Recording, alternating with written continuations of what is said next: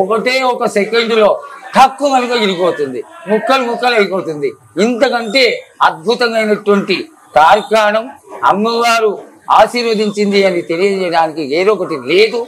100కి 100 కాళ్ళు ఈ భవిష్యవాణి స్వర్ణరక్త చెక్కేటువంటి ఈ భవిష్యవాణి సత్యం సత్యం సత్యం అని నేను మరీ మరీ తెలియజేసుకుంటున్నాను. ఈ ఆలయంలో దాదాపు 30 నుంచి 35 ఏళ్ల ప్రస్థానం ఇది.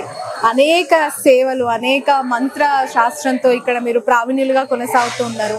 ఆషాఢం వచ్చిందంటే వేణుస్వామి గారు, వేణుస్వామి అంటే ఆషాఢ మాసంలో ఆయన ఉండే బిజినెస్ చూస్తూనే ఉంటాం మేము మీడియాలో ఉన్నప్పటి నుంచి కూడా.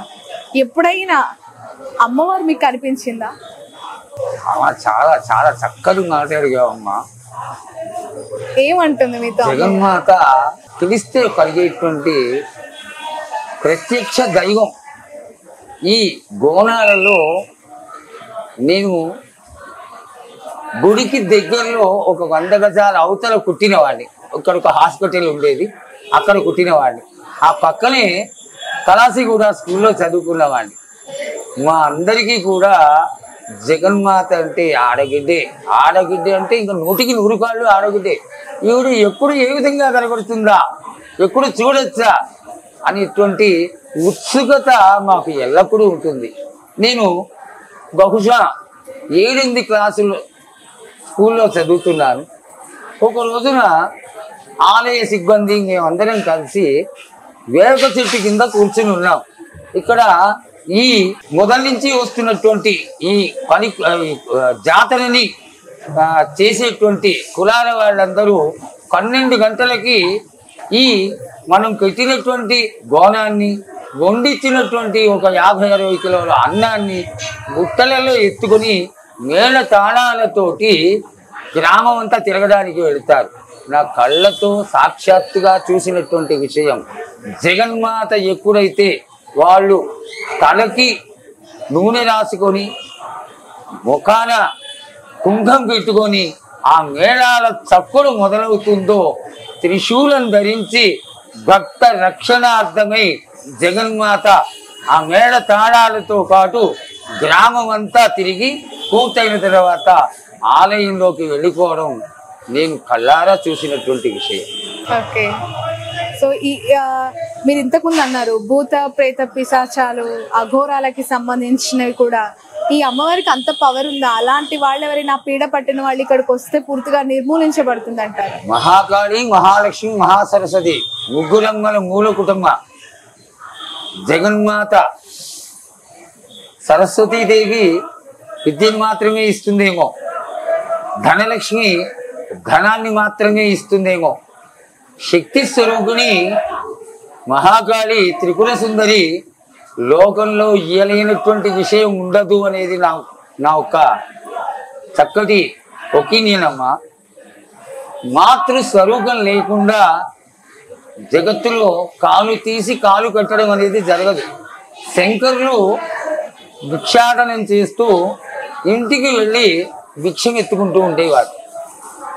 అయితే ఈ జగన్మాతకి ఒక చక్కటి ఊహ కలిగింది. ఎందుకు కలిగిందో, ఆనాడు జగద్గురువులు శంకరాచార్యుల వారు శక్తి స్వరూపానికి ఎక్కువ ప్రాధాన్యత ఇచ్చేవారు కాదు.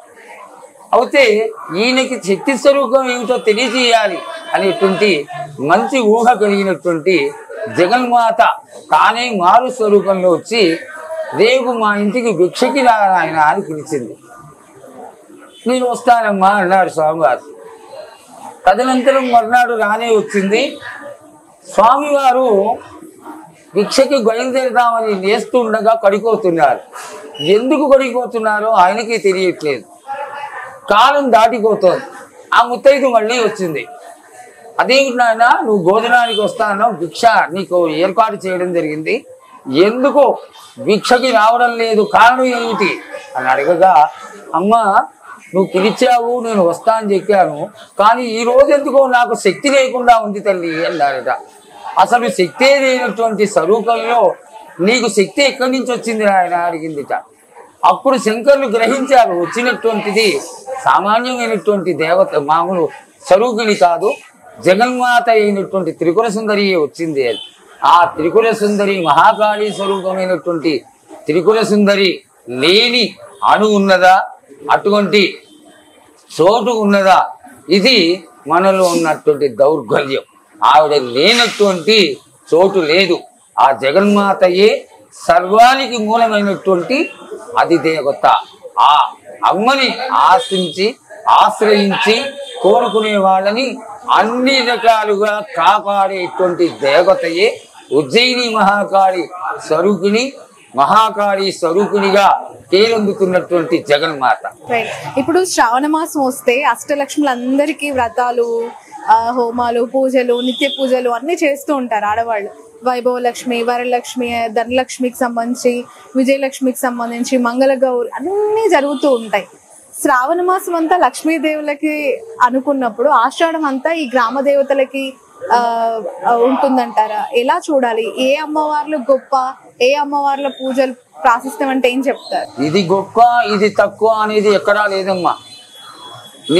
నిత్య కృత్యంలో కోర్టు ఫోలియాస్ వీళ్ళకి నిర్ణయింపబడ్డది. ఆ లక్ష్మీదేవికి పూజ చేస్తే లక్ష్మీ ప్రధానమైనటువంటిది, లక్ష్మిని ఇస్తుంది. అలాగే ఈ యొక్క అమ్మవారి యొక్క ప్రాశస్త్యం తెలుసుకొని, గొప్పతనం తెలుసుకొని, వ్యాధులని ఆపేయగలిగినటువంటి శక్తి కలిగినటువంటి దేవత కాబట్టి ఈవిడ శక్తి స్వరూపుడిగా భావన చేసి ఒక వస్తువు కొంటాం, మోటార్ కొంటాం, కారు కొంటాం, లేదా ఒక ఏదైనా అప్లయన్స్ కొంటాం. వీటికి పూజ చేయాలంటే ఏం చేయాలి అంటే మహాకాళి స్వరూపంగా దాన్ని భావన చేసి, శక్తి స్వరూపం కాబట్టి, అందుకే ఇందాక అడిగావు కదమ్మా వారాహి పూజ ఎందుకు చేశారని. అందుకని వారు కూడా వారాహి పేరు పెట్టుకున్నారు. ఆ వారాహి ఏ విధంగా శక్తి స్వరూపిణియో ఈ మహాకాళి కూడా జగదేక మాత, జగన్మాత. ఈ మహాకాళి ముగ్గురమ్మలలో మూలకుటమైనటువంటి మహాకాళి అత్యంత ప్రాధాన్యత కలిగినటువంటి మహా స్వరూపిణి ఈ ప్రాంతంలో కలిసి భక్తజనులందరినీ ఎంతో ఔదార్యంతో, ఔన్నత్యంతో దినదినాభివృద్ధి చెందేట్టుగా ఆశీర్వదిస్తూ అందరినీ కూడా కాపాడేటువంటి చల్లని తల్లి. రైట్. మామూలుగా శ్రీచక్రం అంటే ముందు అమ్మవారి ముందు పెట్టుకొని కుంకుమార్చనలు, పూజలు చేస్తూ ఉంటారు కదా. మీరేంటి శ్రీచక్రాన్ని చేతి కట్టుకున్నారు, తప్పులేదంటారా? అలా ఎందుకు కట్టుకున్నారు? మామూలు వాళ్ళుగా శ్రీచక్రాన్ని ముట్టుకోవడం కూడా చాలా తక్కువ. నేను పూర్ణ దీక్షాకరుణ్ణి కాబట్టి, అది కూడా ఇంత వయసు అయిన తర్వాత, దగ్గర 63-64 సంవత్సరాలు దాటిన తర్వాత నాకు శ్రీచక్రం అంటే, నేను శ్రీచక్రోపాసకుణ్ణి. మంత్రానుష్ఠానంలో శ్రీచక్ర ఉపాసన చేస్తే అన్ని దేవతలకి చేసినటువంటి ఫలితం ఈ శ్రీచక్ర అనుష్ఠానం వల్ల కలుగుతుంది. హిందుస్థానంలో ఉండేటువంటి త్రిపుర సుందరి స్వరూపమే, మహాకాళి స్వరూపమే ఈ యొక్క శ్రీచక్రం కాబట్టి, హిందూ స్వరూపిణి అయినటువంటి శ్రీచక్ర రాజనిలయ ఈ శ్రీచక్రంలో త్రిపుర సుందరి ఉంటుంది కాబట్టి, నన్ను కూడా మిమ్మల్ని అందరినీ ఏ విధంగా అయితే ఆశీర్వదిస్తుందో అమ్మ, నన్ను కూడా